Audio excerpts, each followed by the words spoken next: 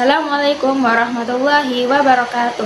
Saya Nisrina Karisa Ageng Sapisa dari kelas 10L dari absen 12. Di sini saya akan melanjutkan menjelaskan tentang khalifah, yaitu Umar bin Khattab radhiyallahu anhu. Nah, Umar bin Khattab radhiyallahu anhu ini berasal dari Bani Adi, yaitu suku yang terpandang sebagai suku yang mulia dan memiliki martabat yang tinggi di Jazirah Arab. Nah, nama lengkapnya adalah Umar bin Khattab bin Nufail. Ayahnya bernama Khattab bin Nufail bin Abdul Uzza dan ibunya bernama Hantamah binti Hisham. Umar bin Khattab radhiyallahu an lahir pada tahun 584 Masehi, 13 tahun lebih muda dari Rasulullah Shallallahu alaihi wasallam. Umar bin Khattab ini termasuk orang yang gagah, berani, dan cerdas. Pada saat remaja, ia dikenal sebagai pegulat yang perkasa. Ia sering menampilkan keahliannya ini di pasar Ukas. Umar bin Khattab radhiyallahu an tumbuh sebagai orang yang keras, sebagaimana didikan dari orang tuanya yang sangat disiplin terhadap anak-anaknya. Tidaklah heran apabila suku Quraisy segan terhadap keluarga Umar bin Khattab radhiyallahu an.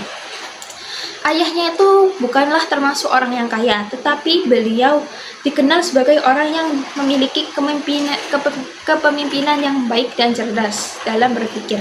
Sifat inilah yang juga dimiliki oleh Umar bin Khattab radhiyallahu anhu.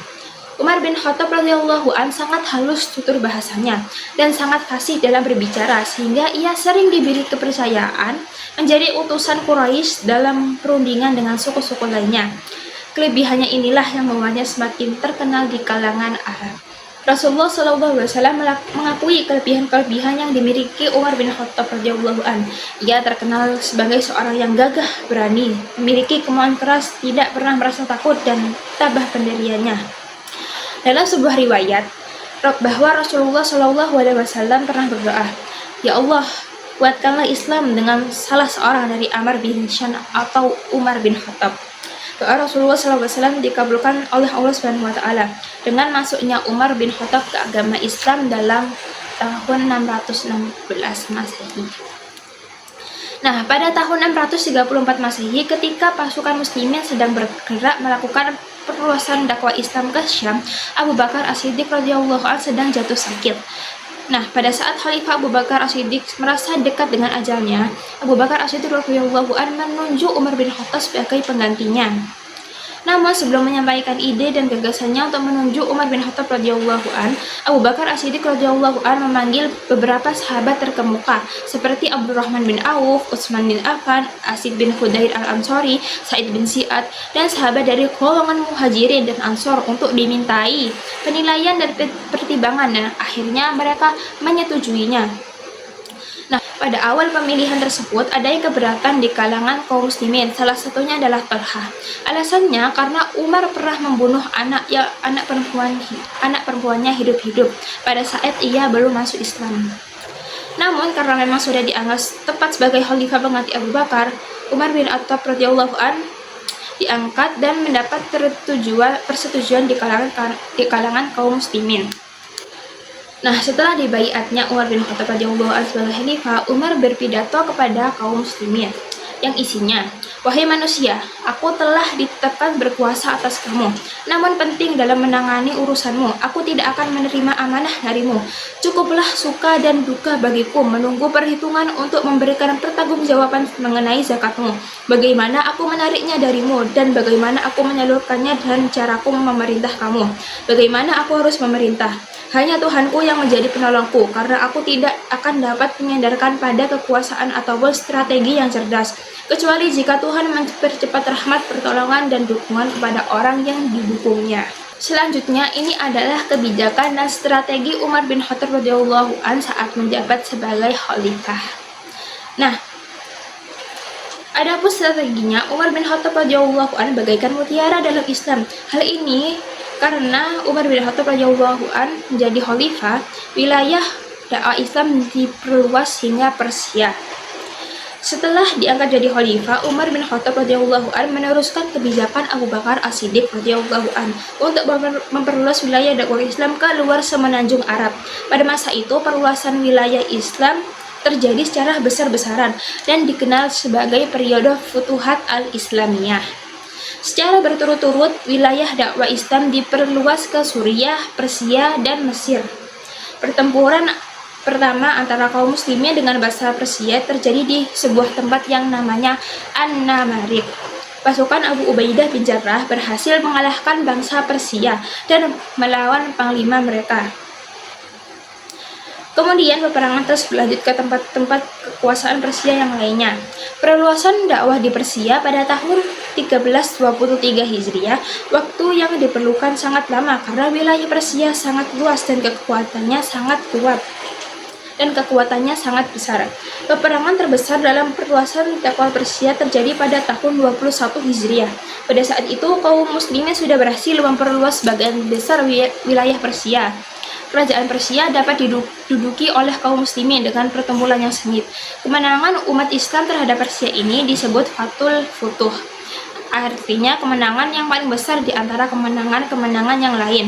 Selain itu, Umar bin Khattab radhiyallahu an juga melakukan kebijakannya antara lain sebagai berikut. Yang pertama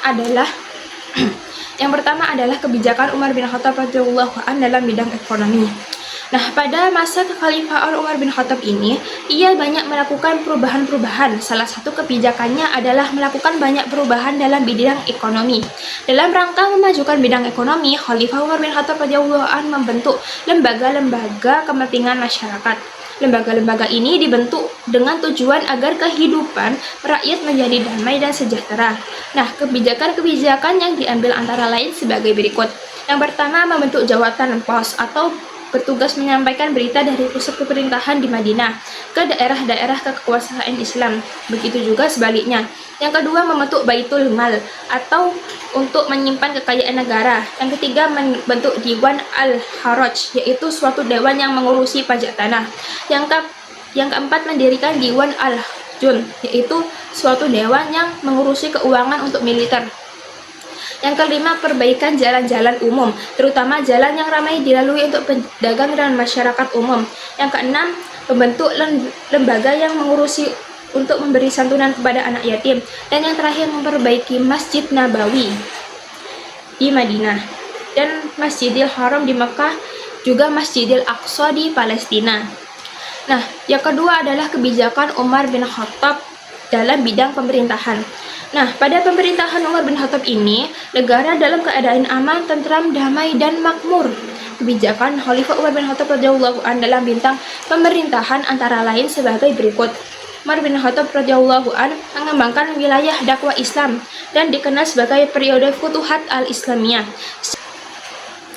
Yang kedua, Umar bin Khattab membagi wilayah Islam menjadi beberapa wilayah provinsi. Mengangkat gubernur untuk memimpin setiap provinsi dan bertanggung jawab kepada khalifah. Beberapa provinsi diantaranya Mekah, Madinah, Syria, Jazirah Basrah, Kufah, Mesir, dan Palestina. Yang ketiga, Umar bin Khattab radhiyallahu an membantu lembaga-lembaga negara seperti Dewan Militer yang mengurusi keamanan negara dan Badan Permusyawaratan para sahabat yang memberikan kesaksian dan pendapat terhadap permasalahan yang timbul demi kemajuan pemerintahan. Yang keempat, Umar bin Khattab radhiyallahu an membentuk Dewan Hakim yang bertugas untuk memutuskan perkara baik di pusat pemerintahan maupun di daerah. Setiap gubernur didampingi oleh seorang Dewan Hakim. Dan yang terakhir, Umar bin Khattab radhiyallahu an menetapkan kalender Islam, yaitu menetapkan tanggal 1 Muharram sebagai tahun baru Hijriyah, dihitung berdasarkan peredaran bulan dan dimulai pada saat Rasulullah hijrah ke Madinah. Lalu ini adalah akhir hayat Umar bin Khattab radhiyallahu anhu. Nah, pada saat Umar bin Khattab ini melaksanakan sholat subuh bersama kaum muslimin yang pada saat itu melaksanakan ibadah haji di Mekah, tiba-tiba ia ditikam dengan belati beracun hingga berlumuran darah oleh seorang beragama Majusi yang tinggal di Romawi bernama Abu Lu'lu'ah Fairuz. Ia seorang budak milik Al-Mughirah bin Syu'bah. Abu Lu'lu'ah Fairuz menikam Umar bin Khattab radhiyallahu an karena dendam dan sakit hati Persia jatuh kepada tangan umat muslim. Umar bin Khattab radhiyallahu an lalu menyuruh Abdurrahman bin Auf untuk menggantikannya menjadi imam sholat. Kemudian Abu Lu'lu'ah lari ke belakang sambil menikam sahabat lainnya. Abdullah bin Auf berhasil menangkap Abu Lu'lu'ah. Setelah tertangkap, Abu Lu'lu'ah bunuh diri. Merasa ajalnya semakin dekat, Umar bin Khattab radhiyallahu anhu mewasiatkan kepada para sahabat agar memilih salah seorang dari 6 orang yang ia tunjuk untuk menggantikannya nanti. Antara lain sebagai berikut.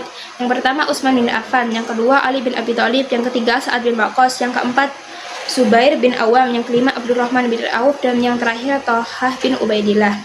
3 hari setelah peristiwa itu, Umar bin Khattab radhiyallahu anhu meninggal dalam usia 63 tahun pada hari Ahad 1 Muharram 23 Hijriah.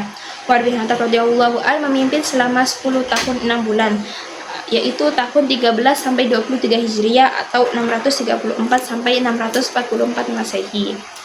Sekian dari saya, mohon maaf bila ada kesalahan baik dari kata-kata maupun perbuatan. Jika ada kurangnya juga saya minta maaf. Assalamualaikum warahmatullahi wabarakatuh.